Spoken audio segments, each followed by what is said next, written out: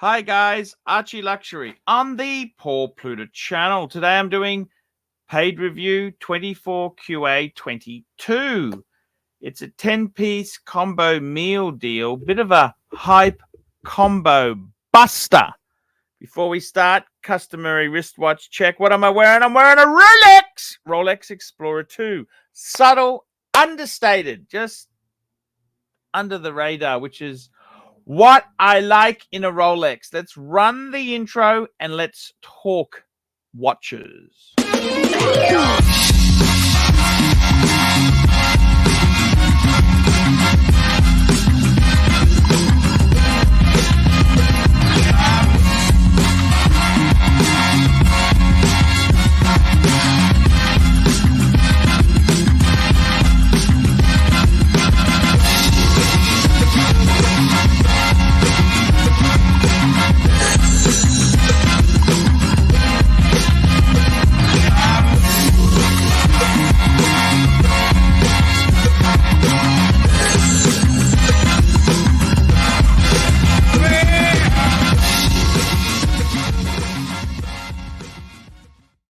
Hello guys, it's ArchieLuxury here, and today have I got a review for you. And judging by the title, you know it's going to be a bit hypey. It's a great collection review, and it's something that I really enjoyed reviewing. Now let's have a bit of a look here and see what we've got to say here. Now I got to tell you something. This is a collection review for Brian, and we do indeed have some amazing pieces. And I like a good collection review because it really it brings out the best, and we can have a look. So without further ado, let's bring up a picture. I like to get a picture of this collection here, and then we can look at the makeup of this collection here. So very much, wow, we've got some really heavy hitting Rolexes. Bit of hype. AP Patek. And I like it. I like what I see. However, I just see a little bit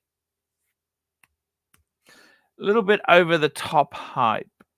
So I don't know if it's really. Well, let's just have a look. Let's have a look and we'll discuss it. So let's go.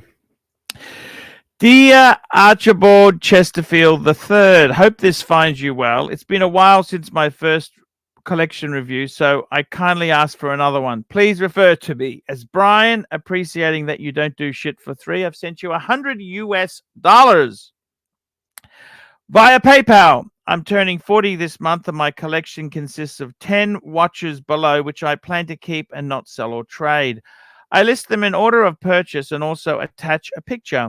With the exemption of the 2 5-digit Rolexes, which were already discontinued when I got them, all watches were bought at the AD, as I generally refuse to pay over retail.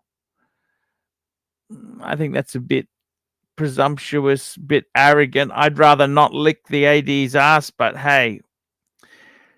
Okay, so let's go through the pieces and let's see what he's talking about. Number one, he's got a Rolex Submariner 14060. I can see it's right in the middle here. 14060M. I've actually had a 14060. I haven't had the M, but near enough. This is the oldest watch in my collection. It's a 2-line D serial number from 2005, which I bought new old stock in 2011 for $4,900. This was back in the day when I browsed a forum thinking, why the hell would you need more than one watch when you can wear only one at a time? I once read somewhere that this is the watch you buy once you went through the whole Rolex lineup and realized, I don't know where the fuck you read this from, it's all you need. Okay, fair. It's a great watch. I must admit, I do love the no date. This is the pre-ceramic no date sub. Yes, I like it, but I think your words are a bit bullshitty. Then we've got number 2. We've got a pink gold. 116505 pink dial. This is a as much as I like the Submariner, the Daytona is my favorite. I simply find it the most okay. That's okay. Fine. If you, I find that them a little bit small, but hey, what the fuck? It matches my admiration for cars. Sits perfectly on my small wrist, and I love the chrono complication that I use from time to time. The precious metal versions with their dials have the added benefit versus the steel ones of bringing me as close as possible to the look of an out of reach 4-digit Daytona with the advantage of everyday wearability. Okay, look, it's a nice watch. It's a nice watch. It's a nice watch. It is nice. I like it. Yes, I do like it. I like it a lot. I like it. I like it. Yes, I do. I think some of the wording you use here is a bit suck-assy, but okay, that's okay. Third, we got a Rolex Daytona. We got a Panda 116500 LN white dial. What can I say? With pop music, there's shitty music that's popular for no reason, and good music whose popularity is justified. The same goes for watches, and in my opinion, this one lives up to the hype. Okie dokie. I like the Panda. The problem with pandas is all the fucking wankers who wear them. That's the big problem with pandas. Then we got a Rolex GMT Master 2 16710BLRO. This here, let's have a look. This is the only watch I bought above retail. I don't regret it. In 2007, a then friend of mine who was a bit older and smarter bought this reference at the same time when I bought my first Rolex, which was the no date sub, which I have later sold with no regrets to buy. Oh, okay, he bought the 14. Okay, whatever, fucking hell. I don't know. But anyhow, I don't know why it'd be even matter. But hey, whatever you think. More than a decade later, I realized that this is the Pepsi to have, and after a lot of research, decided to buy a fully stickered new old stock Z serial number from 2007. Unstickering it felt like a time capsule, blah, blah, blah, blah, with the Holes case and SEL bracelet. It's also a perfect addition to the 14. Okay. Fuck me, daddy. Waffle.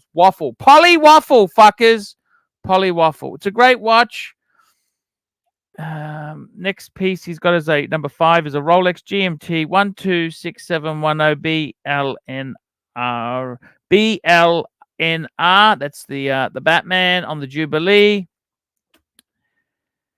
With the ceramic bezel, Jubilee bracelet, and super case, this is the perfect counterpart to the pre-ceramic GMT. For what it's worth, I also like the fact that this was the first ever two-tone ceramic bezel product from Rolex, hinting at their production associated with the ceramic Pepsi. Fair enough. Then we've got an Audemars Piguet. This is the Royal Oak. Got a Royal Oak 26315 ST. It may look like a random choice out of the Royal Oak catalog, but for me, it's the perfect match. 39 is too big for my wrist, and the 37, while not small, was still missing something. I think the octagonal pushes of the chrono really complement the rest of the watch and don't feel like an afterthought. I'm also a fan of AP's gray dial, which beat their hyped up blue dials, in my opinion. It's a nice watch. I find the pushes, octagonal pushes, to be a real fucking pain in the ass. But hey, that's just my opinion there. Then we've got a Rolex. We've got the black dial. There. 116500 LN black dial. After running the white dial for a while, the unbelievable happened, and I started to develop an urge to own the black dial as well. My piece is still stickered, as I've told myself I have to earn. What fucking wank. And I'm looking for an adequate milestone. Who gives a fuck? Fuck me, Dad. Just wear the fucking thing. Now we've got a Patek Philippe 5196G. I thank you. Shitty waffles on this guy. 5196, Fight the Burglars. Oh, you back then you had the J. I personally prefer the white gold version for the silver dial. I bought this before it discontinued and left the sticker on this one as well. I'm in no rush and curious to see if Patek's decision introduce a successor to the 6119, which I would maybe prefer. It's a nice watch. Great watch. Great watch. Then we've got an Omega Speedmaster 321. 321. I think Omega did almost everything right with this one. I'm not a fan of the countless limited editions, so I like that it's not limited edition. It's naturally rare. Everything you own is rare. Come on, don't pull the other one. Somehow it reminds me of an AP 15202 as it feels delicate and elegant. Reissue. It's not like an industry. Okay, blah blah blah blah. He just waffles on crap. Then we've got finally number 10 is the Paul Newman Solid Gold 116508. This is the most recent edition. I was worried about it being phased out. Don't worry, Rolex wants to take your money. I prefer it to the newer 16508 due to its style. Okay, he just waffles on with some shit there, but okay, nice collection there. Nice collection. He says this is, of course, there was, of course, one that got away. I was supposedly the next on the list for a 5711/1R. Just before it got discontinued, I would still like to own a time and date only Nautilus at some point, but I'm not a fan of the slightly changed proportions of the 5811, and I refuse to pay crazy secondary market prices for a 5711. Let's see what the future brings anyway. I'm in no rush whatsoever and happy with my collection I need the probably even, sorry, he says, I'm in no rush whatsoever and happy with my collection as it is, as I have what I need and probably even more. So tell me, Arch, what do you think? All the best, Brian. So what do I think there? This is the collection. What do I think? Indeed, I tell you what, it's a nice collection. It is beautiful. I think, to be honest with you, Brian, I don't want to be rude, but I think you're a bit up yourself. You know, I get it. You know, you obviously have a bit of money there, but I think a little bit of being a little bit humble is a good virtue. You just come across as a little bit up yourself, which really pisses me off. That's why I don't like these watches, is because people who are so up themselves, they think their shit does not stink, when in fact, of course it does. So in all honesty, that kind of shits me off there. Now, what do I think? I think these are nice watches. I like them. And I'd even go as far as to say it's a beautiful collection. I possibly think you've overdone the Daytona thing. I would say in a collection your size, I think 2 Daytonas, 1 gold, 1 steel is enough. I think I'd probably keep the Paul Newman and the Panda. I think I would have gone for some more variety. What would I have done? What would I have bought?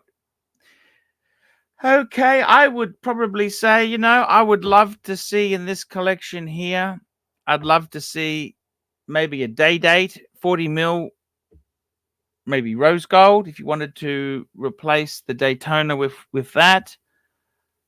Possibly a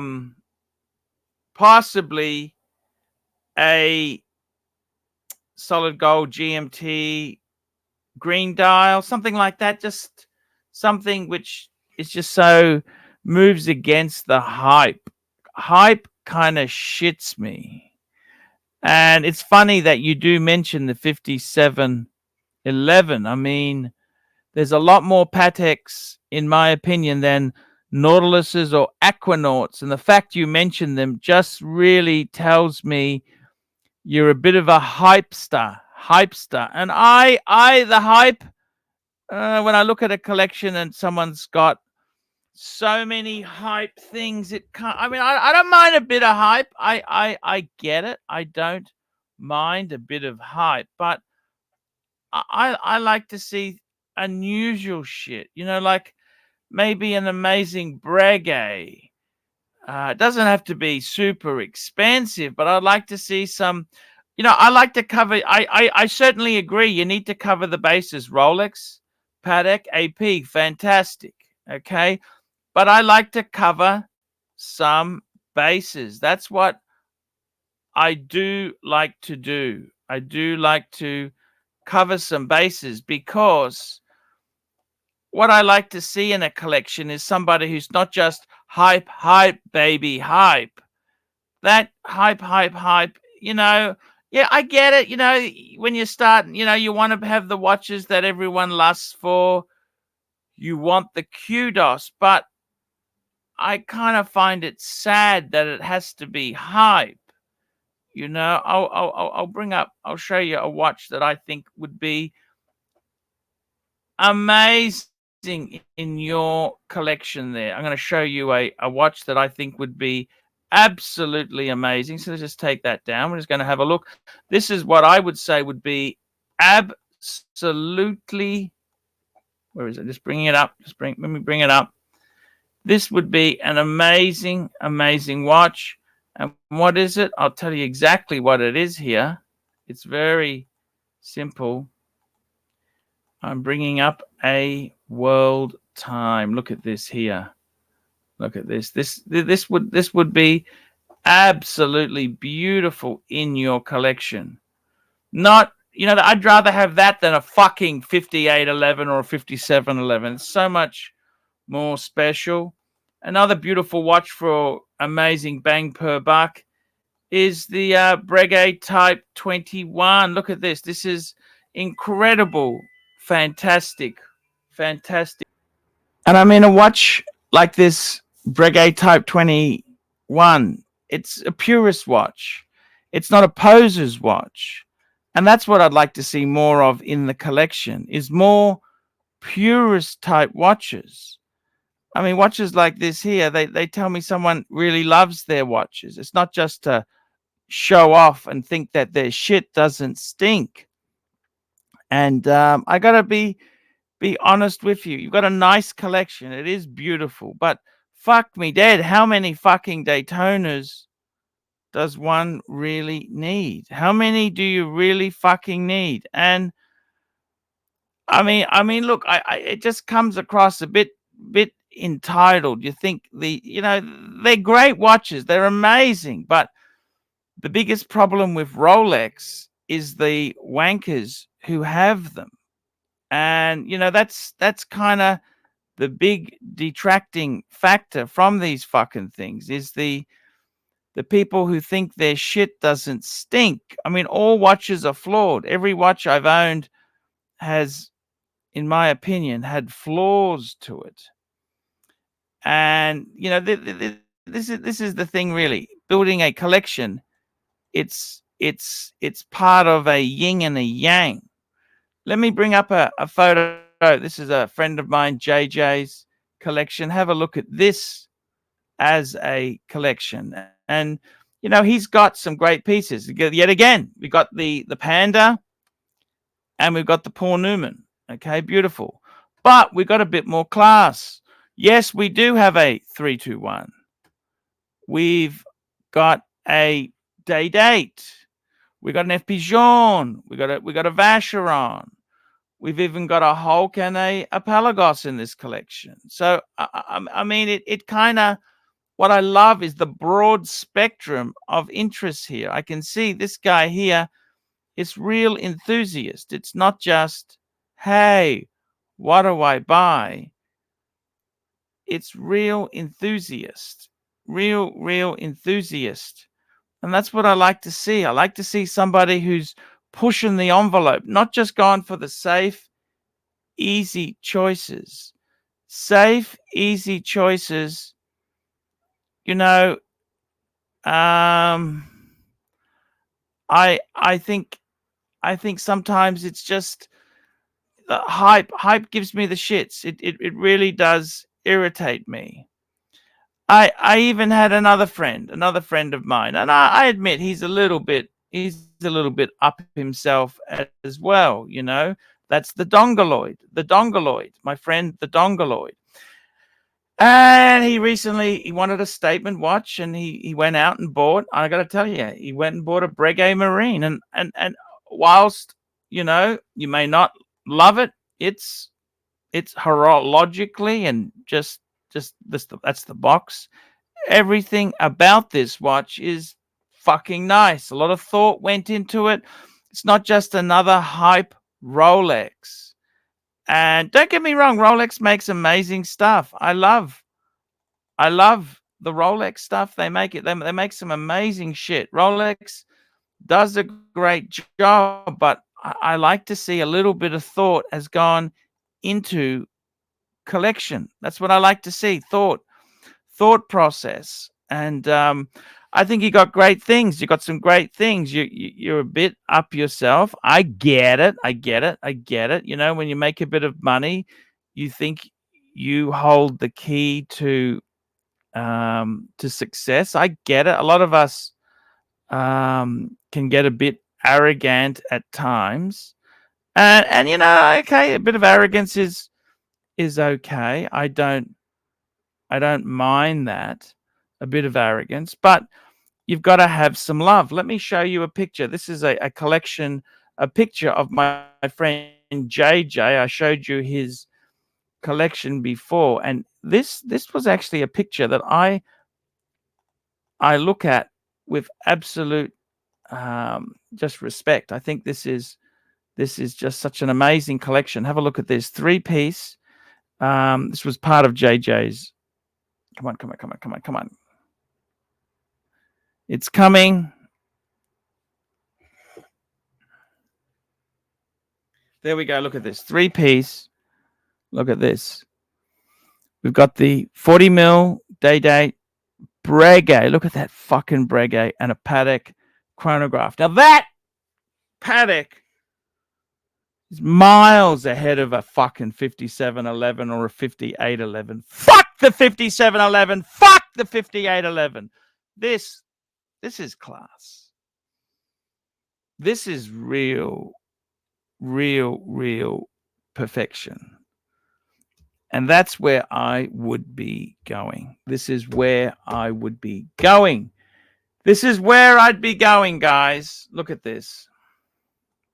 So this shows me somebody who's a real fucking enthusiast, not just a hype master. You do have a nice collection, but something like this gives you soul and breadth in your collecting profile. I'm not trying to criticize your choices. You've got some really good pieces there, but I want to bring you to the next level.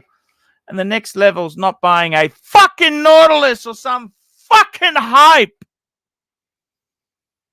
Guys, this is what you've got to do to get to the next level. Guys, I'm ArchieLuxury. This has been a paid review for Brian.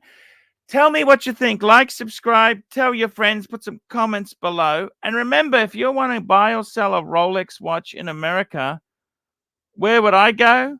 It's simple. I wouldn't lick the AD's ass. I wouldn't kiss his ass. No, it's very simple what I would do. You know what I'd do? What do you think I would do? If I wanted to buy a watch, where would I go? Simple. I'd go to David S.W. Hi guys, it's ArchieLuxury. Guys, I want to talk to you about David S.W. David S.W. David S.W. Guys, if you are in America, if you are looking for a Rolex watch of your dreams, in fact, if you're looking for a contemporary modern wristwatch, I strongly advise you to look at David S.W. Guys, don't play the dealer games. Don't bring in chocolates or Krispy Kremes for your dealer, hoping to get a Rolex at retail. it's futile. Please, guys, save your dignity. Keep some pride. Go to David SW. I would highly recommend David SW, David SW. If you're in America and you're looking for a watch, go to David SW, David SW, David